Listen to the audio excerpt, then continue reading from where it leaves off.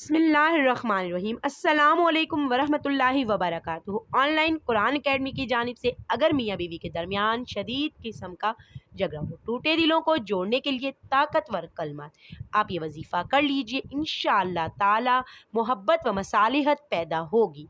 अगर आप अब तक हमारे चैनल पे नए हैं, चैनल को सब्सक्राइब कीजिए, वीडियो को लाइक कीजिए, ज़्यादा से ज़्यादा शेयर कीजिए, बेल आइकन के बटन को लाजमी प्रेस कर दीजिए ताकि ये मुफीद वीडियो जब आपके तवज्जुह से सब तक पहुंचे, इसका पूरा पूरा सवाब आपको मुकम्मल रूहानी असरात हासिल हो सकें। देख लीजिए करना क्या है आपने।